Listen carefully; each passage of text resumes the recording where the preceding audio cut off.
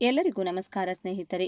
ಈ ಮರವು ತಪ್ಪಿಯೂ ನಿಮ್ಮ ಮನೆಯಲ್ಲಿರಬಾರದು. ಇದ್ದರೆ ನಿಮಗೆ ಮತ್ತು ನಿಮ್ಮ ಕುಟುಂಬ ಸದಸ್ಯರಿಗೆ ಅಸಲು ಒಳ್ಳೆಯದಲ್ಲ.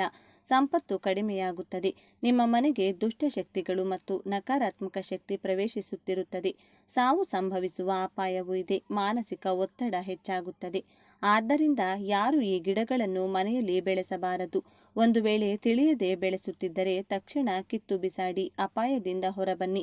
ವಾಸ್ತುಶಾಸ್ತ್ರದ ಪ್ರಕಾರ ಕೆಲವು ಗಿಡಗಳು ಮನೆಗೆ ಸಕಾರಾತ್ಮಕ ಶಕ್ತಿಯನ್ನ ತಂದರೆ ಕೆಲವು ಸಸ್ಯಗಳು ಮನೆಗೆ ನಕಾರಾತ್ಮಕ ಶಕ್ತಿಯನ್ನ ತರುತ್ತವೆ. ಕೆಲವು ಸಸ್ಯಗಳು ನಮಗೆ ಒಳ್ಳೆಯದನ್ನ ಮಾಡಿದರೆ ಕೆಲವು ಕೆಟ್ಟದ್ದನ್ನ ಮಾಡುತ್ತವೆ. ಅದಕ್ಕಾಗಿಯೇ ಕೆಲವು ಸಸ್ಯಗಳನ್ನ ಮನೆಯಲ್ಲಿ ಬೆಳೆಸಬಾರದು ಎಂದು ಹಿರಿಯರು ಹೇಳುತ್ತಾರೆ.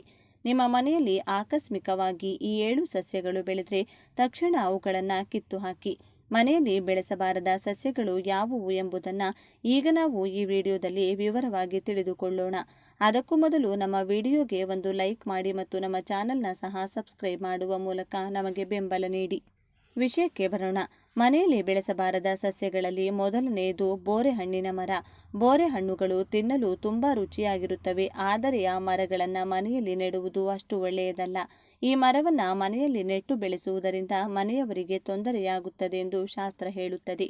ಬೋರೆಹಣ್ಣಿನ ಮರಕ್ಕೆ ಇರುವ ಮುಳ್ಳುಗಳು ಮನೆಗೆ ನಕಾರಾತ್ಮಕ ಶಕ್ತಿಗಳನ್ನು ತರುತ್ತವೆ. ಮನೆಯೊಳಗೆ ಬೋರೆಹಣ್ಣಿನ ಮರವನ್ನು ನೆಡುವುದರಿಂದ ಮನೆಯವರ ನಡುವೆ ಜಗಳಗಳು, ಕಲಹಗಳು ಮತ್ತು ಮನಸ್ತಾಪಗಳು ಉಂಟಾಗುತ್ತವೆ. ಅಷ್ಟೇ ಅಲ್ಲ, ಈ ಮರವನ್ನು ಬೆಳೆಸಿದರೆ ಮನೆಯಲ್ಲಿ ಹಣ ನಷ್ಟವಾಗುತ್ತದೆ, ಆರ್ಥಿಕ ಕೊರತೆ ಉಂಟಾಗುತ್ತದೆ. ಮನೆಯಲ್ಲಿರುವ ಮರಗಳು ಮನೆಯಲ್ಲಿದ್ದರೆ ಆ ಮನೆಯಲ್ಲಿ ಲಕ್ಷ್ಮೀದೇವಿ ನೆಲೆಸುವುದಿಲ್ಲ. ಆದ್ದರಿಂದ ಯಾರೂ ಕೂಡ ಮನೆಯ ಹತ್ತಿರ ಬೋರೆ ಮರಗಳನ್ನು ಬೆಳೆಸಬಾರದು. ನಿಮಗೆ ತಿಳಿಯದೆ ಇಲ್ಲಿಯವರೆಗೆ ಮನೆಯ ಹತ್ತಿರ ಬೋರೆ ಮರವನ್ನು ಬೆಳೆಸಿದ್ರೆ ತಕ್ಷಣವೇ ಅದನ್ನು ಕಿತ್ತು ಬಿಸಾಕಿ. ಇನ್ನು ಎರಡನೆಯ ಮರ ಯಾವುದು ಎಂದರೆ ಹುಣಸೆ ಮರ. ಇದು ಮನೆಯಲ್ಲಿದ್ದರೆ ಆ ಮನೆಗೆ ದುಷ್ಟಶಕ್ತಿಗಳು ಬರುತ್ತವೆ. ಏಕೆಂದರೆ ಹುಣಸೆ ಮರಗಳು ದುಷ್ಟಶಕ್ತಿಗಳನ್ನು ಆಕರ್ಷಿಸುತ್ತವೆ, ಭೂತ ಪ್ರೇತಗಳನ್ನು ಆಕರ್ಷಿಸುತ್ತವೆ. ಹುಣಸೆ ಮರವನ್ನು ಬೆಳೆಸುವುದರಿಂದ ಒಳ್ಳೆಯದಕ್ಕಿಂತ ಕೆಟ್ಟದ್ದೇ ಹೆಚ್ಚು ನಡೆಯುತ್ತದೆ. ಹುಣಸೆ ಮರವನ್ನು ಬೆಳೆಸುವುದರಿಂದ ಕುಟುಂಬದವರಿಗೆ ಆರೋಗ್ಯ ಹಾಳಾಗುತ್ತದೆ, ಮಾನಸಿಕ ಶಾಂತಿ ಕಡಿಮೆಯಾಗುತ್ತದೆ, ದುಷ್ಟಶಕ್ತಿಗಳ ಬಾಧೆ ಹೆಚ್ಚಾಗುತ್ತದೆ. ಅಷ್ಟೇ ಅಲ್ಲದೆ ಯಾರು ಮನೆಯ ಹತ್ತಿರ ಹುಣಸೆ ಮರವನ್ನು ಬೆಳೆಸುತ್ತಾರೋ ಆ ಮನೆಯವರಿಗೆ ದೆವ್ವಗಳು ಹಿಡಿಯುವ ಸಾಧ್ಯತೆ ಇವೆ. ಆದ್ದರಿಂದ ಮರೆಯದೆ ಹುಣಸೆ ಮರವನ್ನು ಮನೆಯ ಹತ್ತಿರ ಬೆಳೆಸಬೇಡಿ. ಹುಣಸೆ ಮರವನ್ನು ಬೆಳೆಸಿದರೆ ಚಿಂತೆಗಳು ಹೆಚ್ಚಾಗಿ ಬರುತ್ತವೆ ಎಂದು ಹಿರಿಯರು ಹೇಳುತ್ತಿರುತ್ತಾರೆ. ಮನೆಯ ಸುತ್ತ ಹುಣಸೆ ಮರಗಳನ್ನು ಬೆಳೆಸುವುದರಿಂದ ಖಂಡಿತವಾಗಿಯೂ ಮನೆಗೆ ನಕಾರಾತ್ಮಕ ಶಕ್ತಿ ಪ್ರವೇಶಿಸುತ್ತದೆ, ಸಾವುಗಳು ಸಂಭವಿಸುವ ಸಾಧ್ಯತೆ ಇದೆ. ಇನ್ನು ಮೂರನೇ ಸಸ್ಯ ಯಾವುದು ಎಂದರೆ ಎಕ್ಕದ ಗಿಡ. ಅಲಂಕಾರಿಕ ಸಸ್ಯಗಳನ್ನು ಎಂದಿಗೂ ಮನೆಯಲ್ಲಿ ಬೆಳೆಸಬಾರದು. ಒಂದು ವೇಳೆ ಬೆಳೆಸಿದರೆ ಮನೆಗೆ ಪ್ರತಿಕೂಲ ಶಕ್ತಿಗಳು ಬರುತ್ತವೆ. ಆದ್ದರಿಂದ ಮನೆಯಲ್ಲಿ ಅನಾರೋಗ್ಯ ಸಮಸ್ಯೆಗಳು ಎದುರಾಗುತ್ತಿರುತ್ತವೆ. ಜಲದಲ್ಲಿ ಎಕ್ಕದ ಹೂಗಳನ್ನು ಬಳಸುತ್ತಾರೆ. ಆ ಎಕ್ಕದ ಹೂಗಳಿಗಾಗಿ ಅನೇಕರು ಮನೆಯ ಹತ್ತಿರವೇ ಎಕ್ಕದ ಗಿಡವನ್ನು ಬೆಳೆಸುತ್ತಿರುತ್ತಾರೆ. ಆದರೆ ತಪ್ಪಿಯೂ ಹಾಗೆ ಮಾಡಬೇಡಿ. ಈ ಗಿಡಗಳನ್ನು ಹೊಲಗಳ ಬಳಿ ಮತ್ತು ಬಯಲು ಪ್ರದೇಶಗಳಲ್ಲಿ ಮಾತ್ರ ಬೆಳೆಸಬೇಕು. ಎಕ್ಕದ ಗಿಡವನ್ನು ಮನೆಯ ಬಳಿ ಬೆಳೆಸಿದರೆ ಅನಗತ್ಯ ತೊಂದರೆಗಳು ಮತ್ತು ಆರ್ಥಿಕ ಸಮಸ್ಯೆಗಳು ಬರುತ್ತವೆ, ಅನಾರೋಗ್ಯ ಸಮಸ್ಯೆಗಳು ಸಹ ಉಂಟಾಗುತ್ತವೆ. ಆದ್ದರಿಂದ ಎಕ್ಕದ ಗಿಡಗಳನ್ನು ಮನೆಯ ಬಳಿ ಬೆಳೆಸಬೇಡಿ. ಗೊತ್ತಿಲ್ಲದೆ ಬೆಳೆಸಿದ್ರೆ ತಕ್ಷಣವೇ ಕಿತ್ತು ಹಾಕಿ. ಮನೆಯ ಬಳಿ ಬೆಳೆಸಬಾರದ 4ನೇ ಗಿಡ ಪಪ್ಪಾಯಿ ಗಿಡ. ಬಹುತೇಕ ಎಲ್ಲರೂ ಮನೆಯ ಬಳಿ ಪಪ್ಪಾಯಿ ಗಿಡಗಳನ್ನು ಬೆಳೆಸುತ್ತಾರೆ. ಆದರೆ ಯಾರಿಗೂ ಗೊತ್ತಿಲ್ಲದ ವಿಷಯವೆಂದರೆ ಪಪ್ಪಾಯಿ ಗಿಡಗಳನ್ನು ಮನೆಯ ಬಳಿ ಬೆಳೆಸಬಾರದು. ಬೆಳೆಸಿದರೆ ಐಶ್ವರ್ಯ ನಾಶವಾಗುತ್ತದೆ. ಪಪ್ಪಾಯಿ ಗಿಡಗಳನ್ನು ಪಪ್ಪಾಯಿ ಹಣ್ಣುಗಳಿಗಾಗಿ ಎಲ್ಲರೂ ಬೆಳೆಸುತ್ತಾರೆ. ಆದರೆ ವಾಸ್ತುಶಾಸ್ತ್ರದ ಪ್ರಕಾರ ಮನೆಯಲ್ಲಿ ಪಪ್ಪಾಯಿ ಗಿಡವನ್ನು ಅಪ್ಪಿತಪ್ಪಿಯೂ ನೆಡಬಾರದು ಎಂದು ಹೇಳಲಾಗುತ್ತದೆ. ಆದ್ದರಿಂದ ಯಾರು ಮನೆಯಲ್ಲಿ ಪಪ್ಪಾಯಿ ಗಿಡವನ್ನು ಬೆಳೆಸಬೇಡಿ. ಬೆಳೆಸಿದರೆ ಅದು ನಿಮ್ಮ ಸಂಪತ್ತನ್ನು ಸಂಪೂರ್ಣವಾಗಿ ನಾಶಪಡಿಸುತ್ತದೆ. ಎಲ್ಲೂ ಇಲ್ಲದ ಕಷ್ಟಗಳೆಲ್ಲವೂ ನಿಮಗೆ ಬರುತ್ತವೆ. ಒಂದು ವೇಳೆ ಗೊತ್ತಿಲ್ಲದೆ ಪಪ್ಪಾಯಿ ಗಿಡವನ್ನು ಬೆಳೆಸಿದ್ರೆ ತಕ್ಷಣ ಕಿತ್ತು ಹಾಕಿ. 5ನೇ ಸಸ್ಯ ನಿಂಬೆ ಗಿಡ. ಕಿಚನ್ ಗಾರ್ಡನಿಂಗ್ ಇಷ್ಟಪಡುವವರು ತಮ್ಮ ಮನೆಯಲ್ಲಿ ಅನೇಕ ರೀತಿಯ ತರಕಾರಿಗಳನ್ನು ಬೆಳೆಸಲು ಪ್ರಾರಂಭಿಸಿದ್ದಾರೆ. ಆ ಕ್ರಮದಲ್ಲಿ ಮನೆಯಲ್ಲಿ ನಿಂಬೆ ಗಿಡವನ್ನು ಸಹ ಬೆಳೆಸುತ್ತಾರೆ. ಆದರೆ ಅಪ್ಪಿತಪ್ಪಿಯೂ ಮನೆಯಲ್ಲಿ ನಿಂಬೆ ಗಿಡವನ್ನು ಬೆಳೆಸಬಾರದು ಎಂಬುದು ನೆನಪಿನಲ್ಲಿಡಿ. ಈ ನಿಂಬೆ ಗಿಡವನ್ನು ಮನೆಯಲ್ಲಿ ನೆಡುವುದರಿಂದ ಕುಟುಂಬದಲ್ಲಿ ಅಶಾಂತಿಯ ವಾತಾವರಣ ಉಂಟಾಗುತ್ತದೆ. ಮನೆಯ ಸದಸ್ಯರು ಒಬ್ಬರಿಗೊಬ್ಬರು ಇಷ್ಟಪಡುವುದಿಲ್ಲ. ಯಾವಾಗಲೂ ಜಗಳಗಳು ಬರುತ್ತವೆ. ಮನೆಯವರಿಗೆ ಕೋಪ ಹೆಚ್ಚಾಗುತ್ತದೆ ಎಂದು ಶಾಸ್ತ್ರ ಹೇಳುತ್ತದೆ. ಆದ್ದರಿಂದ ಮನೆಯಲ್ಲಿ ನಿಂಬೆ ಗಿಡವನ್ನು ಬೆಳೆಸಬೇಡಿ. ಗೊತ್ತಿಲ್ಲದೆ ಬೆಳೆಸಿದ್ದರೂ ಈಗ ಕಿತ್ತು ಹಾಕಿ. ಮನೆಯಲ್ಲಿ ಬೆಳೆಸಬಾರದ 6ನೇ ಸಸ್ಯ ಯಾವುದು ಎಂದರೆ ಅರಳಿಮರ. ಅರಳಿಮರವನ್ನು ಸಾಮಾನ್ಯವಾಗಿ ದೇವಾಲಯಗಳ ಸುತ್ತಲೂ ಬೆಳೆಸುತ್ತಾರೆ. ಅನೇಕ ಜನರು ಇದನ್ನು ಬೆಳೆಸಬಹುದು ಎಂದು ಭಾವಿಸಿ ಮನೆಯಲ್ಲಿ ಬೆಳೆಸುತ್ತಾರೆ. ಮನೆಯಲ್ಲಿ ಅರಳಿ ಮರವನ್ನು ಬೆಳೆಸುವುದರಿಂದ ಸಕಾರಾತ್ಮಕತೆ ಬರುತ್ತದೆ ಎಂದು ಭಾವಿಸುತ್ತಾರೆ. ಆದರೆ ಇದು ಸಂಪೂರ್ಣವಾಗಿ ತಪ್ಪು. ವಾಸ್ತವವಾಗಿ ಮನೆಯಲ್ಲಿ ಅರಳಿ ಮರಗಳನ್ನು ಬೆಳೆಸುವುದು ತಪ್ಪು. ಮನೆಯಲ್ಲಿ ಅರಳಿ ಮರ ಮೊಳಕೆ ಹೊಡೆಯಬಾರದು. ಒಂದು ವೇಳೆ ಮನೆಯಲ್ಲಿ ಅರಳಿ ಮರ ಮೊಳಕೆ ಹೊಡೆದರೆ ಅದನ್ನು ಕಿತ್ತು ಬಿಸಾಡಿ. ಇಲ್ಲದಿದ್ದರೆ ಅದು ನಿಮ್ಮ ಸಂಪತ್ತನ್ನು ಸಂಪೂರ್ಣವಾಗಿ ನಾಶಪಡಿಸುತ್ತದೆ, ಕಷ್ಟಗಳನ್ನು ತರುತ್ತದೆ. ನಿಮ್ಮ ಜೀವನದಲ್ಲಿ ಸುಖವೇ ಇರುವುದಿಲ್ಲ. ಇನ್ನು 7ನೇ ಸಸ್ಯ ಕಣಗಿಲೆ ಮರ. ಕಣಗಿಲೆ ಮರವನ್ನು ಸಹ ಮನೆಯಲ್ಲಿ ಬೆಳೆಸುವುದು ಒಳ್ಳೆಯದಲ್ಲ ಎಂದು ಹೇಳುತ್ತಾರೆ ವಾಸ್ತುತಜ್ಞರು. ಈ ಮರಕ್ಕೆ ಅರಳುವ ಹೂಗಳು ಸುಂದರವಾಗಿರುವುದರಿಂದ ಅನೇಕ ಜನರು ಕಣಗಿಲೆ ಮರವನ್ನು ಬೆಳೆಸುತ್ತಾರೆ. ಈ ಹೂಗಳನ್ನು ಪೂಜೆಗಳಲ್ಲಿಯೂ ಇಡುತ್ತಾರೆ. ಆದರೆ ಕಣಗಿಲೆ ಮರದ ಎಲೆಗಳಲ್ಲಿರುವ ರಾಸಾಯನಿಕಗಳು ಆರೋಗ್ಯಕ್ಕೆ ಅಸಲು ಒಳ್ಳೆಯದಲ್ಲ. ಈ ಮರವನ್ನು ಮನೆಯಲ್ಲಿ ಬೆಳೆಸುವುದರಿಂದ ಮನೆಯವರಿಗೆ ತಿಳಿಯದ ರೋಗಗಳು ಬರುವ ಅಪಾಯವಿದೆ. ಆದ್ದರಿಂದ ಕಣಗಿಲೆ ಮರವನ್ನು ಮನೆಯಲ್ಲಿ ಬೆಳೆಸಬಾರದು. ತಿಳಿಯದೆ ಬೆಳೆಸಿದರೆ ಮನೆಯಲ್ಲಿ ಲಕ್ಷ್ಮೀದೇವಿ ನಿಲ್ಲುವುದಿಲ್ಲ. ಆದ್ದರಿಂದ ನಿಮ್ಮ ಮನೆಯಲ್ಲಿ ಕಣಗಿಲೆ ಮರ ಇದ್ದರೆ ಅದನ್ನು ಕಿತ್ತು ಬಿಸಾಡಿ. ಇವೆ ಮನೆಯಲ್ಲಿ ಇರಬಾರದ 7 ಸಸ್ಯಗಳು ಸ್ನೇಹಿತರೆ. ಇಲ್ಲಿಯವರೆಗೆ ನಾವು ನಮ್ಮ ಮನೆಯ ಸುತ್ತಮುತ್ತ ಯಾವ ರೀತಿಯ ಸಸ್ಯಗಳನ್ನು ಬೆಳೆಸಬೇಕು ಮತ್ತು ಯಾವ ಸಸ್ಯಗಳನ್ನು ಖಂಡಿತವಾಗಿಯೂ ಬೆಳೆಸಬಾರದು ಎಂಬುದರ ಬಗ್ಗೆ ಅತ್ಯಂತ ಸೂಕ್ಷ್ಮ ಹಾಗೂ ಆಳವಾದ ವಿಚಾರಗಳನ್ನು ತಿಳಿದುಕೊಂಡೆವು. ಪ್ರಕೃತಿಯು ನಮಗೆ ನೀಡಿದ ಪ್ರತಿಯೊಂದು ವಸ್ತುವಿಗೂ ತನ್ನದೇ ಆದ ಒಂದು ನಿರ್ದಿಷ್ಟ ಶಕ್ತಿ ಇರುತ್ತದೆ. ಕೆಲವು ಸಸ್ಯಗಳು ಸಕಾರಾತ್ಮಕ ಶಕ್ತಿಯ ಅಲೆಗಳನ್ನು ಹೊರಸೂಸಿದರೆ ಇನ್ನು ಕೆಲವು ಸಸ್ಯಗಳು ನಕಾರಾತ್ಮಕ ಶಕ್ತಿಯನ್ನು ಆಕರ್ಷಿಸುವ ಕಾಂತಕ್ಷೇತ್ರವನ್ನು ಹೊಂದಿರುತ್ತವೆ.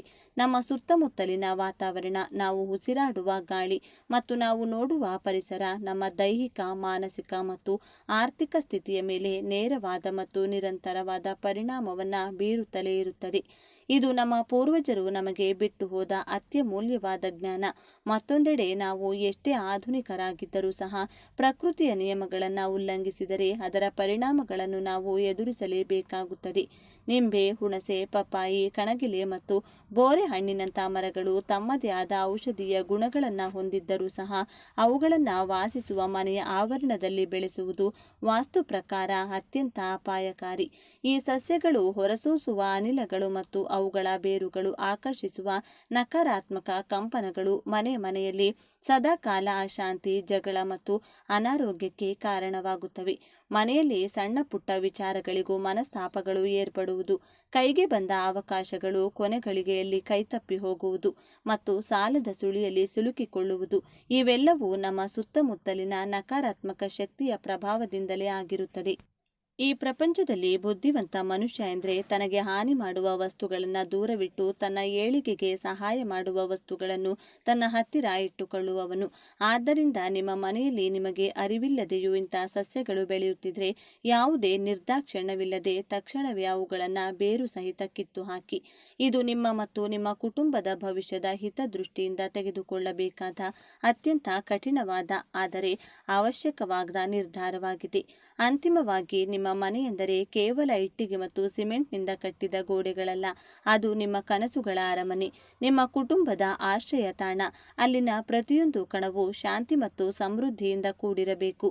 ನಿಮ್ಮ ಮನೆಯ ಮುಂದಿರುವ ಜಾಗ ಎಷ್ಟೇ ಚಿಕ್ಕದಾಗಿರಲಿ, ಅಲ್ಲಿ ಒಂದು ಸುಂದರವಾದ ಕರಿಬೇವಿನ ಗಿಡ, ತುಳಸಿ ಅಥವಾ ಆಲೋವೆರಾದಂಥ ಸಕಾರಾತ್ಮಕ ಶಕ್ತಿಯನ್ನು ನೀಡುವ ಗಿಡಗಳನ್ನು ಬೆಳೆಸಿ. ಅವುಗಳಿಗೆ ಪ್ರತಿದಿನ ಪ್ರೀತಿಯಿಂದ ನೀರುಣಿಸಿ. ಆ ಗಿಡಗಳು ಹಸಿರಾಗಿ ಇರುವಂತೆ ನೋಡಿಕೊಳ್ಳಿ. ನಿಮ್ಮ ಜೀವನದಲ್ಲಿಯೂ ಕಷ್ಟಗಳು ದೂರವಾಗಿ ಸುಖ, ಶಾಂತಿ ಮತ್ತು ಸಂಪತ್ತು ಚಿಗುರೊಡೆಯುತ್ತದೆ. ಈ ಪ್ರಕೃತಿಯ ನಿಯಮಗಳನ್ನು ಅರ್ಥ ಮಾಡಿಕೊಂಡು ಯಾರು ಪರಿಸ್ಥಿತಿಗೆ ತಕ್ಕಂತೆ ತಮ್ಮನ್ನು ತಾವು ಬದಲಾಯಿಸಿಕೊಂಡು ಜಾಣ್ಮೆಯಿಂದ ಹೆಜ್ಜೆ ಇಡುತ್ತಾರೋ ಅವರೇ ಈ ಜಗತ್ತನ್ನು ಆಳುತ್ತಾರೆ. ಈ ವಿಡಿಯೋದಲ್ಲಿ ತಿಳಿಸಿದ ಪ್ರತಿಯೊಂದು ವಿಚಾರವನ್ನು ನಿಮ್ಮ ದೈನಂದಿನ ಜೀವನದಲ್ಲಿ ಅಳವಡಿಸಿಕೊಳ್ಳಿ. ಈ ಮಾಹಿತಿ ನಿಮಗೆ ಉಪಯುಕ್ತವಾಗಿದ್ದರೆ ದಯವಿಟ್ಟು ವಿಡಿಯೋವನ್ನು ನಿಮ್ಮ ಸ್ನೇಹಿತರಿಗೂ ಮತ್ತು ಕುಟುಂಬದವರೊಂದಿಗೆ ಹಂಚಿಕೊಳ್ಳಿ. ಈ ಮೂಲಕ ಅವರಿಗೂ ಒಂದು ಉತ್ತಮ ಜೀವನವನ್ನು ರೂಪಿಸಿಕೊಳ್ಳಲು ಸಹಾಯ ಮಾಡಿ. ನಮ್ಮ ಈ ಚಾನೆಲ್ನ ಸಬ್ಸ್ಕ್ರೈಬ್ ಮಾಡುವ ಮೂಲಕ ನಮಗೆ ಮತ್ತಷ್ಟು ಪ್ರೋತ್ಸಾಹ ನೀಡಿ. ಇಂತಹ ಮತ್ತಷ್ಟು ಅದ್ಭುತವಾದ ಮತ್ತು ನಿಗೂಢವಾದ ವಿಷಯಗಳೊಂದಿಗೆ ಮುಂದಿನ ವಿಡಿಯೋದಲ್ಲಿ ಮತ್ತೆ ಭೇಟಿಯಾಗೋಣ.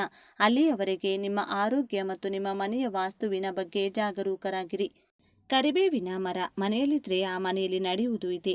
ಇದು ಅನೇಕರಿಗೆ ತಿಳಿದಿಲ್ಲದ ಕಾರಣ ಅನೇಕ ತಪ್ಪುಗಳನ್ನು ಮಾಡ್ತಿದ್ದಾರೆ. ಅನೇಕ ಮನೆಗಳಲ್ಲಿ ಕರಿಬೇವಿನ ಮರ ಇರುತ್ತದೆ, ಆದರೆ ನಿಜವಾಗಿಯೂ ಮನೆಯ ಬಳಿ ಕರಿಬೇವಿನ ಮರವನ್ನು ಬೆಳೆಸಬಹುದೇ ಅಥವಾ ಬೆಳೆಸಬಾರದೆ, ಬೆಳೆಸಿದರೆ ಏನಾಗುತ್ತದೆ ಎಂಬ ಸಂದೇಹ ಅನೇಕರಿಗೆ ಇರುತ್ತದೆ. ನಮ್ಮ ದೈನಂದಿನ ಜೀವನದಲ್ಲಿ ವಿಶೇಷವಾಗಿ ಭಾರತೀಯ ಅಡುಗೆಗಳಲ್ಲಿ ಕರಿಬೇವಿನ ಎಲೆಗಳಿಗೆ ಅವಿಭಾಜ್ಯ ಸಂಬಂಧವಿದೆ. ಆದರೆ ವಾಸ್ತು ಪ್ರಕಾರ ಕೆಲವು ಸಸ್ಯಗಳನ್ನು ಮನೆಯಲ್ಲಿ ಬೆಳೆಸಬಾರದು ಎಂಬ ಸಂಪ್ರದಾಯವಿರುವುದರಿಂದ ಅನೇಕರು ಇದರ ಬಗ್ಗೆ ಸಂದೇಹ ವ್ಯಕ್ತಪಡಿಸುತ್ತಾರೆ. ಹಾಗಾದರೆ ಕರಿಬೇವಿನ ಮರವನ್ನು ಮನೆಯ ಬಳಿ ಬೆಳೆಸಬಹುದೇ ಅಥವಾ ಬೆಳೆಸಬಾರದೆ, ಬೆಳೆಸಿದರೆ ಆ ಮನೆಯಲ್ಲಿ ಏನಾಗುತ್ತದೆ ಎಂಬುದನ್ನು ಈಗ ನಾವು ಈ ವಿಡಿಯೋದಲ್ಲಿ ವಿವರವಾಗಿ ತಿಳಿದುಕೊಳ್ಳೋಣ. ಮೊದಲು ಕಮೆಂಟ್ ಬಾಕ್ಸ್ನಲ್ಲಿ ಓಂ ಶ್ರೀ ಔಷಧ ಚಕ್ರ ನಾರಾಯಣಾಯ ನಮಃ ಎಂದು ಕಮೆಂಟ್ ಮಾಡಿ. ಏಕೆಂದರೆ ಈ ಭೂಮಿಯ ಮೇಲಿರುವ ಎಲ್ಲ ಔಷಧೀಯ ಸಸ್ಯಗಳಿಗೆ ಆ ನಾರಾಯಣನೇ ಅಧಿಪತಿ. ಆದ್ದರಿಂದ ಶ್ರೀ ಔಷಧ ಚಕ್ರ ನಾರಾಯಣಾಯ ನಮಃ ಎಂದು ಕಮೆಂಟ್ ಮಾಡಿ. ಹಾಗೆ ಈ ವಿಡಿಯೋಗೆ ಒಂದು ಲೈಕ್ ಕೊಟ್ಟು ನಮ್ಮ ಚಾನೆಲ್ನ ಸಬ್ಸ್ಕ್ರೈಬ್ ಮಾಡಿಕೊಂಡು ನಮಗೆ ಬೆಂಬಲ ನೀಡಿ. ಈ ವಿಶಾಲ ಜಗತ್ತಿನಲ್ಲಿ ನಮ್ಮ ಕಣ್ಣಿಗೆ ಕಾಣದ ಶಕ್ತಿಗಳು ಮತ್ತು ಪ್ರಕೃತಿಯ ರಹಸ್ಯಗಳು ಅನೇಕ ಅಡಗಿವೆ. ನಿಮ್ಮ ಮನೆಯ ಆವರಣದಲ್ಲಿರುವ ಕೆಲವು ಸಸ್ಯಗಳ ಹಿಂದಿರುವ ಆಧ್ಯಾತ್ಮಿಕ ಮತ್ತು ಆರೋಗ್ಯ ಶಕ್ತಿಯ ಬಗ್ಗೆ ತಿಳಿದರೆ ನೀವು ನಿಜವಾಗಿಯೂ ಆಶ್ಚರ್ಯಚಕಿತರಾಗುವಿರಿ. ಅನೇಕ ಜನರು ತಮ್ಮ ಜೀವನದಲ್ಲಿ ಕಷ್ಟಪಟ್ಟು ಗಳಿಸಿದ ಆಸ್ತಿಯನ್ನು ಇದ್ದಕ್ಕಿದ್ದಂತೆ ಕಳೆದುಕೊಳ್ಳುತ್ತಾರೆ. ಬಹಳ ಶ್ರೀಮಂತ ಕುಟುಂಬಗಳು ಸಹ ಸಾಲದ ಸುಳಿಯಲ್ಲಿ ಸಿಲುಕಿ ದಿಕ್ಕು ತೋಚದ ಸ್ಥಿತಿಯಲ್ಲಿರುವುದನ್ನು ನಾವು ನೋಡುತ್ತೇವೆ. ಇದು ಏಕೆ ಹೀಗಾಗುತ್ತದೆ ಎಂದು ನೀವು ಎಂದಾದರೂ ಆಳವಾಗಿ ಯೋಚಿಸಿದ್ದೀರಾ? ನಮ್ಮ ಹಿರಿಯರು ಪ್ರತಿ ಮನೆಯ ಮುಂದೆ ಅಥವಾ ಹಿತ್ತಲಿನಲ್ಲಿ ಕರಿಬೇವಿನ ಗಿಡ ಇರಬೇಕು ಎಂದು ಏಕೆ ಅಷ್ಟು ಒತ್ತಾಯಿಸುತ್ತಿದ್ದರು ಎಂದು ನಿಮಗೆ ತಿಳಿದಿದೆ. ಏಕೆಂದರೆ ಕರಿಬೇವಿನ ಗಿಡ ಮನೆಯಲ್ಲಿದ್ದರೆ ಆಸ್ತಿಗಳು ಇದ್ದಕ್ಕಿದ್ದಂತೆ ಕರಗಿ ಹೋಗುವುದಿಲ್ಲ. ಈ ವಿಷಯ ಅನೇಕರಿಗೆ ತಿಳಿದಿಲ್ಲ. ಕರಿಬೇವು ಕೇವಲ ಅಡುಗೆಯಲ್ಲಿ ರುಚಿಗಾಗಿ ಬಳಸುವ ಎಲೆ ಮಾತ್ರವಲ್ಲ, ಅದು ಅದ್ಭುತವಾದ ಐಶ್ವರ್ಯ. ಇದು ನಿಮ್ಮ ಮನೆಯಲ್ಲಿದ್ದರೆ ನಿಂತು ಹೋದ ಹಣದ ಹರಿವು ಮತ್ತೆ ವೇಗವನ್ನು ಪಡೆಯುತ್ತದೆ ಎಂದು ಪರಿಹಾರ ಶಾಸ್ತ್ರ ಹೇಳುತ್ತದೆ. ಯಾರು ಒಂದು ಕಾಲದಲ್ಲಿ ಅದ್ಭುತವಾಗಿ ಸಂಪಾದಿಸಿ ಈಗ ₹1ಗಾಗಿ ಕಷ್ಟಪಡುತ್ತಿದ್ದಾರೋ, ಯಾರಿಗೆ ಕೈಗೆ ಬಂದ ಉದ್ಯೋಗ ಕೈತಪ್ಪಿ ಹೋಗಿದೆಯೋ, ಯಾರಿಗೆ ವ್ಯಾಪಾರದಲ್ಲಿ ಅನಿರೀಕ್ಷಿತ ನಷ್ಟಗಳು ಬರುತ್ತಿವೆಯೋ, ಅವರೆಲ್ಲರಿಗೂ ಕರಿಬೇವಿನ ಗಿಡ ಒಂದು ಆಶಾದೀಪ. ನಿಮ್ಮ ಮನೆಯ ಆವರಣದಲ್ಲಿ ಒಂದು ಕರಿಬೇವಿನ ಗಿಡವನ್ನು ನೆಟ್ಟು ನೋಡಿ. ಆ ಗಿಡ ಬೆಳೆದು ದೊಡ್ಡದಾದಂತೆ ನಿಮ್ಮ ಮನೆಗೆ ಹಣದ ಹರಿವು ಕೂಡ ಹಂತ ಹಂತವಾಗಿ ಹೆಚ್ಚಾಗುತ್ತದೆ.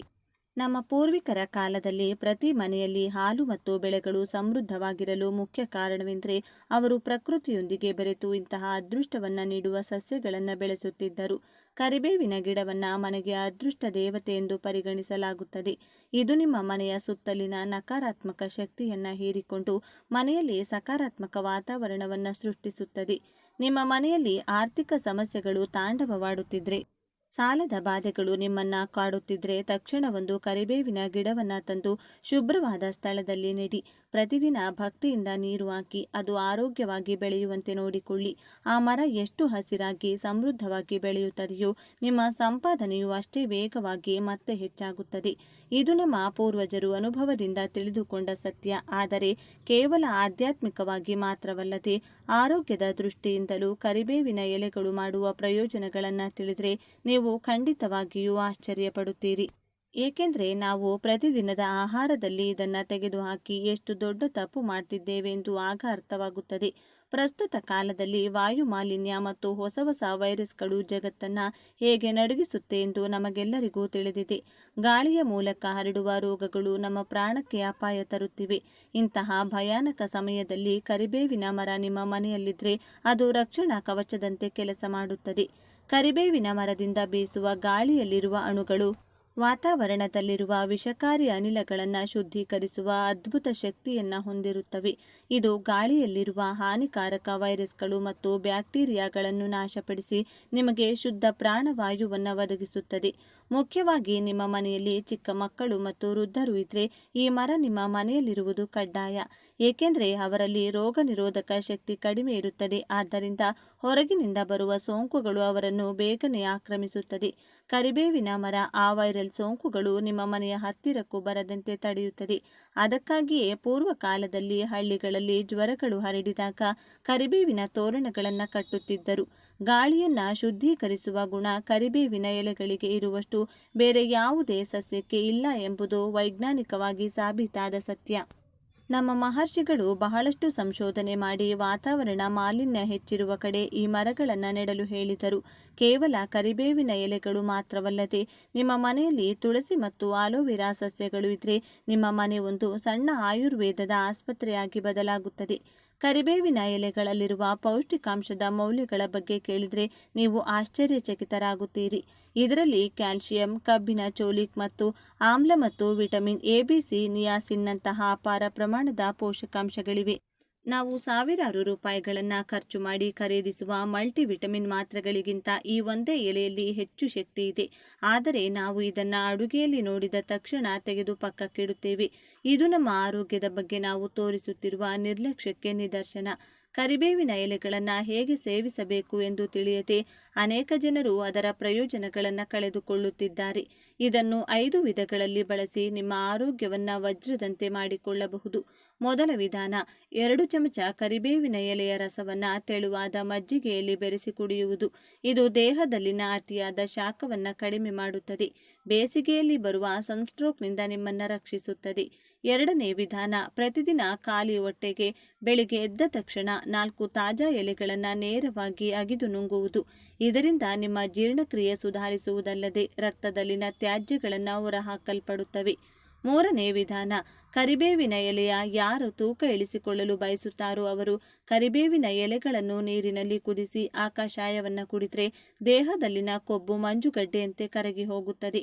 ನಾಲ್ಕನೇ ವಿಧಾನ, ಶುಂಠಿ ಮತ್ತು ನಿಂಬೆ ರಸದೊಂದಿಗೆ ಬೆರೆಸಿ ಜ್ಯೂಸ್ ರೂಪದಲ್ಲಿ ಸೇವಿಸುವುದು. ಇದು ದೇಹದ ರೋಗ ನಿರೋಧಕ ಶಕ್ತಿಯನ್ನು ಅತಿ ಹೆಚ್ಚಿಸುತ್ತದೆ. ಐದನೇ ವಿಧಾನ, ಕರಿಬೇವಿನ ಪುಡಿ. ಅನ್ನದ ಮೊದಲ ತುತ್ತಿನಲ್ಲಿ ಕರಿಬೇವಿನ ಪುಡಿಯನ್ನು ತುಪ್ಪದೊಂದಿಗೆ ಬೆರೆಸಿ ಸೇವಿಸಿದರೆ ಕಣ್ಣಿನ ದೃಷ್ಟಿ ಅದ್ಭುತವಾಗಿ ಸುಧಾರಿಸುತ್ತದೆ. ಪ್ರಸ್ತುತ ಕಾಲದಲ್ಲಿ ಸಾಫ್ಟ್ವೇರ್ ಉದ್ಯೋಗಿಗಳು ಮತ್ತು ವಿದ್ಯಾರ್ಥಿಗಳು ಗಂಟೆಗಟ್ಟಲೆ ಕಂಪ್ಯೂಟರ್ಗಳು ಮತ್ತು ಮೊಬೈಲ್ ಫೋನ್ಗಳ ಮುಂದೆ ಕುಳಿತಿರುತ್ತಾರೆ. ಇದರಿಂದ ಕಣ್ಣಿನ ನರಗಳು ತೀವ್ರ ಆಯಾಸಕ್ಕೆ ಒಳಗಾಗುತ್ತಿವೆ. ಚಿಕ್ಕ ವಯಸ್ಸಿನಲ್ಲಿಯೇ ಕನ್ನಡಕ ಬರುತ್ತದೆ. ಇಂಥವರು ತಾಜಾ ಕರಿಬೇವಿನ ಎಲೆಗಳನ್ನು ಕಣ್ಣುಗಳ ಮೇಲೆ ಇಟ್ಟುಕೊಂಡು ಸ್ವಲ್ಪ ಸಮಯ ವಿಶ್ರಾಂತಿ ತೆಗೆದುಕೊಂಡ್ರೆ ಕಣ್ಣಿನ ನರಗಳು ಉತ್ತೇಜಿತವಾಗುತ್ತವೆ. ಕರಿಬೇವಿನ ಎಲೆಗಳಲ್ಲಿರುವ ವಿಟಮಿನ್ ಎ ಕಣ್ಣಿನ ರೆಟಿನಾವನ್ನು ರಕ್ಷಿಸುತ್ತದೆ. ರಾತ್ರಿ ಕುರುಡುತನದಂತಹ ಸಮಸ್ಯೆಗಳನ್ನು ಸಹ ತಡೆಯುತ್ತದೆ. ಮತ್ತೊಂದು ಭಯಾನಕ ಸಮಸ್ಯೆ ಮೂಲವ್ಯಾಧಿ ಅಥವಾ ಪೈಲ್ಸ್. ಈ ಸಮಸ್ಯೆಯಿಂದ ಬಳಲುತ್ತಿರುವವರು ಅನುಭವಿಸುವ ಶಸ್ತ್ರಚಿಕಿತ್ಸೆ ಮಾಡಿಸಿಕೊಂಡರೂ ಮತ್ತೆ ಮತ್ತೆ ಬರುವ ಈ ಸಮಸ್ಯೆಗೆ ಕರಿಬೇವಿನ ಎಲೆಗಳಲ್ಲಿ ಪರಿಹಾರವಿದೆ. ಎಳೆಯ ಕರಿಬೇವಿನ ಎಲೆಗಳ ರಸವನ್ನು ಜೇನುತುಪ್ಪದೊಂದಿಗೆ ಬೆರೆಸಿ ಪ್ರತಿದಿನ ಸೇವಿಸಿದರೆ ಮೂಲವ್ಯಾಧಿ ಸಮಸ್ಯೆ ಮೂಲದಿಂದಲೇ ಕಡಿಮೆಯಾಗುತ್ತದೆ. ಇದು ನಿಮ್ಮ ಕರುಳಿನಲ್ಲಿರುವ ತ್ಯಾಜ್ಯವನ್ನು ಶುದ್ಧೀಕರಿಸಿ ಮಲಬದ್ಧತೆಯನ್ನು ನಿವಾರಿಸುತ್ತದೆ. ರಕ್ತಹೀನತೆ ಇಂದು ಬಹುಪಾಲು ಮಹಿಳೆಯರನ್ನು ಕಾಡುತ್ತಿರುವ ಪ್ರಮುಖ ಸಮಸ್ಯೆ. ಆಯಾಸ, ನಿಶ್ಶಕ್ತಿ, ಸಣ್ಣ ಕೆಲಸಕ್ಕೂ ಸುಸ್ತಾಗುವುದು. ಇದರ ಲಕ್ಷಣಗಳು. ಕರಿಬೇವಿನ ಎಲೆಗಳಲ್ಲಿರುವ ಕಬ್ಬಿಣ ಮತ್ತು ಚೋಲಿಕ್ ಆಮ್ಲವು ಕೆಂಪು ರಕ್ತ ಕಣಗಳ ಬೆಳವಣಿಗೆಗೆ ಸಹಾಯ ಮಾಡಿ ನಿಮ್ಮ ರಕ್ತವನ್ನು ಹೆಚ್ಚಿಸುತ್ತದೆ. ರಕ್ತಹೀನತೆಯಿಂದ ಬಳಲುತ್ತಿರುವವರು ಕೇವಲ 1 ತಿಂಗಳ ಕಾಲ ಕರಿಬೇವಿನ ಎಲೆಗಳನ್ನು ಯಾವುದಾದರೂ ರೂಪದಲ್ಲಿ ಸೇವಿಸುತ್ತಿದ್ದರೆ ಅದ್ಭುತ ಬದಲಾವಣೆಯನ್ನು ಗಮನಿಸುತ್ತೀರಾ. ಚರ್ಮದ ಸೌಂದರ್ಯದ ವಿಷಯದಲ್ಲಿಯೂ ಕರಿಬೇವಿನ ಎಲೆಗಳಿಗೆ ಸಾಟಿ ಇಲ್ಲ. ಮಾರುಕಟ್ಟೆಯಲ್ಲಿ ಸಿಗುವ ರಾಸಾಯನಿಕ ಕ್ರೀಮ್ಗಳಿಗಿಂತ ಕರಿಬೇವಿನ ಫೇಸ್ ಪ್ಯಾಕ್ ಅದ್ಭುತವಾಗಿ ಕೆಲಸ ಮಾಡುತ್ತದೆ. ಕರಿಬೇವಿನ ಎಲೆಗಳನ್ನು ನುಣ್ಣಗೆ ಅರೆದು ಮುಖಕ್ಕೆ ಹಚ್ಚಿದರೆ ಮೊಡವೆಗಳು ಮತ್ತು ಕಲೆಗಳು ಮಾಯವಾಗಿ ಚರ್ಮವು ಕಾಂತಿಯುತವಾಗುತ್ತದೆ. ಅದೇ ರೀತಿ ಕೂದಲು ಉದುರುವುದು ಈ ಪೀಳಿಗೆಯ ದೊಡ್ಡ ಸಮಸ್ಯೆ. ಕರಿಬೇವಿನ ಎಣ್ಣೆಯನ್ನು ಬಳಸಿದರೆ ಕೂದಲು ಉದುರುವುದು ನಿಲ್ಲುತ್ತದೆ ಮತ್ತು ಬಿಳಿ ಕೂದಲು ಮತ್ತೆ ಕಪ್ಪಾಗುವ ಸಾಧ್ಯತೆಯೂ ಇದೆ. ಕರಿಬೇವು ಎಲೆಗಳಲ್ಲಿರುವ ಆಂಟಿ ಆಕ್ಸಿಡೆಂಟ್ಗಳು ಕೂದಲಿನ ಬುಡವನ್ನು ಬಲಪಡಿಸುತ್ತವೆ. ಇನ್ನು ಸಕ್ಕರೆ ಕಾಯಿಲೆಯ ಬಗ್ಗೆ ಹೇಳಬೇಕಾಗಿಲ್ಲ. ಭಾರತವು ವಿಶ್ವದ ಸಕ್ಕರೆ ರಾಜಧಾನಿಯಾಗುತ್ತಿದೆ. ಈ ರೋಗ ಒಮ್ಮೆ ಬಂದರೆ ಜೀವನ ಪರ್ಯಂತ ಔಷಧಿಗಳನ್ನು ತೆಗೆದುಕೊಳ್ಳಬೇಕು ಎಂದು ಅನೇಕರು ಭಯಪಡುತ್ತಾರೆ. ಆದರೆ ಆಯುರ್ವೇದದ ಪ್ರಕಾರ ಕರಿಬೇವಿನ ಎಲೆಗಳು ಸಕ್ಕರೆ ಕಾಯಿಲೆ ಇರುವವರಿಗೆ ವರವಾಗಿದೆ. ಪ್ರತಿದಿನ ಬೆಳಗ್ಗೆ ಖಾಲಿ ಹೊಟ್ಟೆಯಲ್ಲಿ ಕರಿಬೇವಿನ ಎಲೆಗಳನ್ನು ಅಗೆಯುವುದರಿಂದ ರಕ್ತದಲ್ಲಿನ ಸಕ್ಕರೆ ಮಟ್ಟವು ಅದ್ಭುತವಾಗಿ ನಿಯಂತ್ರಣದಲ್ಲಿರುತ್ತದೆ. ಇದು ನಿಮ್ಮ ಮೇದೋಜ್ಜೀರಕ ಗ್ರಂಥಿಯನ್ನು ಉತ್ತೇಜಿಸುತ್ತದೆ ಮತ್ತು ನೈಸರ್ಗಿಕವಾಗಿ ಇನ್ಸುಲಿನ್ ಉತ್ಪಾದನೆಯಾಗುವಂತೆ ಮಾಡುತ್ತದೆ. ನೀವು ಎಷ್ಟೇ ಸಂಪಾದಿಸಿದರೂ ಮನೆಯಲ್ಲಿ ಶಾಂತಿ ಇಲ್ಲದಿದ್ದರೆ ಆ ಸಂಪಾದನೆ ವ್ಯರ್ಥ. ಕರಿಬೇವಿನ ಎಲೆಗಳು ನಿಮ್ಮ ಮೆದುಳನ್ನು ಶಾಂತವಾಗಿಡಲು ಸಹ ಸಹಾಯ ಮಾಡುತ್ತದೆ. ಇದು ಮಾನಸಿಕ ಒತ್ತಡ ಮತ್ತು ಆತಂಕವನ್ನು ಕಡಿಮೆ ಮಾಡುತ್ತದೆ. ಕರಿಬೇವಿನ ಎಲೆಗಳ ವಾಸನೆಯನ್ನು ಉಸಿರಾಡುವುದರಿಂದ ಮೆದುಳಿನ ನರಗಳು ವಿಶ್ರಾಂತಿಯನ್ನು ಪಡೆಯುತ್ತವೆ. ಅದಕ್ಕಾಗಿಯೇ ಇದನ್ನು ಸುಗಂಧಭರಿತ ಸಸ್ಯ ಎಂದು ಕರೆಯಲಾಗುತ್ತದೆ. ಯಾವ ಮನೆಯಲ್ಲಿ ಹಸಿರು ಕರಿಬೇವಿನ ಗಿಡ ಸಮೃದ್ಧವಾಗಿ ಬೆಳೆಯುತ್ತದೆಯೋ ಆ ಮನೆಯಲ್ಲಿ ಸಂಪತ್ತಿಗೆ ಎಂದಿಗೂ ಕೊರತೆ ಇರುವುದಿಲ್ಲ. ಮಹಾಲಕ್ಷ್ಮೀ ದೇವಿಗೆ ಈ ಸಸ್ಯವು ಅತ್ಯಂತ ಪ್ರಿಯವಾದ್ದರಿಂದ ಇದನ್ನು ಭಕ್ತಿಯಿಂದ ಬೆಳೆಸುವವರ ಮನೆಯಲ್ಲಿ ಲಕ್ಷ್ಮೀ ದೇವಿಯು ನೆಲೆಸಿ ಧನಧಾನ್ಯಗಳು ವೃದ್ಧಿಯಾಗುತ್ತವೆ. ಕೇವಲ ಸಂಪತ್ತು ಮಾತ್ರವಲ್ಲದೆ ಇದು ರಕ್ಷಣಾ ಕವಚದಂತೆ ಕಾರ್ಯನಿರ್ವಹಿಸುತ್ತದೆ. ನಮ್ಮ ಮನೆಯ ಮೇಲೆ ಬರುವ ಯಾವುದೇ ದುಷ್ಟ ಶಕ್ತಿಗಳು, ಧೂಳು ಅಥವಾ ಹೊರಗಿನಿಂದ ಬರುವ ನಕಾರಾತ್ಮಕ ಶಕ್ತಿಗಳು ಮನೆಗೆ ಪ್ರವೇಶಿಸದಂತೆ ಈ ಸಸ್ಯವು ತಡೆಯುತ್ತದೆ. ಮನೆಯ ಆವರಣದಲ್ಲಿ ಕರಿಬೇವಿನ ಗಿಡ ಇರುವುದರಿಂದ ಆ ಸ್ಥಳವೆಲ್ಲ ಪವಿತ್ರವಾಗುತ್ತದೆ. ವಾಸ್ತು ಪ್ರಕಾರವು ಕರಿಬೇವಿನ ಗಿಡಕ್ಕೆ ಬಹಳ ಮಹತ್ವವಿದೆ. ಅನೇಕ ಜನರು ತಮ್ಮ ಮನೆಯಲ್ಲಿ ವಾಸ್ತು ದೋಷಗಳಿವೆ ಎಂದು ಚಿಂತಿಸುತ್ತಾರೆ ಮತ್ತು ಇದರಿಂದಾಗಿ ತೊಂದರೆಗಳನ್ನು ಎದುರಿಸುತ್ತಿದ್ದಾರೆ. ಆದರೆ ಮನೆಯಲ್ಲಿ ಕರಿಬೇವಿನ ಗಿಡವನ್ನು ಬೆಳೆಸುವುದರಿಂದ ಅಲ್ಲಿರುವ ಯಾವುದೇ ವಾಸ್ತು ದೋಷಗಳು ಕ್ರಮೇಣ ನಿವಾರಣೆಯಾಗುತ್ತವೆ. ಇದು ಮನೆಯ ಸುತ್ತಲಿನ ವಾತಾವರಣವನ್ನು ಶುದ್ಧೀಕರಿಸಿ ಸಕಾರಾತ್ಮಕ ಶಕ್ತಿಯನ್ನು ತುಂಬುತ್ತದೆ. ಕರಿಬೇವಿನ ಗಿಡವಿರುವ ಮನೆಯಲ್ಲಿ ವಾಸಿಸುವವರಿಗೆ ಅನಾರೋಗ್ಯ ಸಮಸ್ಯೆಗಳು ಬರುವ ಸಾಧ್ಯತೆ ಬಹಳ ಕಡಿಮೆ. ಆ ಎಲೆಗಳನ್ನು ನಿತ್ಯ ಆಹಾರದಲ್ಲಿ ಸೇವಿಸುವುದರಿಂದ ಜೀರ್ಣಕ್ರಿಯೆ ಸುಧಾರಿಸುವುದಲ್ಲದೆ ಕಣ್ಣಿನ ದೃಷ್ಟಿ ಸುಧಾರಿಸುತ್ತದೆ, ಕೂದಲು ಬಲಗೊಳ್ಳುತ್ತದೆ ಮತ್ತು ರಕ್ತ ಶುದ್ಧಿಯಾಗುತ್ತದೆ. ಇದರಿಂದ ದೀರ್ಘಕಾಲದ ಕಾಯಿಲೆಗಳು ಹತ್ತಿರ ಸುಳಿಯುವುದಿಲ್ಲ. ಕರಿಬೇವಿನ ಗಾಳಿಯನ್ನು ಉಸಿರಾಡುವುದರಿಂದಲೂ ಮಾನಸಿಕ ಶಾಂತಿ ದೊರೆಯುತ್ತದೆ. ಆದ್ದರಿಂದ ಜಾಗವಿಲ್ಲ ಎಂದು ನೆಪ ಹೇಳದೆ ಪ್ರತಿಯೊಬ್ಬರೂ ಕನಿಷ್ಠ ಒಂದು ಸಣ್ಣ ಕುಂಡದಲ್ಲಿಯಾದರೂ ಕರಿಬೇವಿನ ಗಿಡವನ್ನು ಬೆಳೆಸಬೇಕು.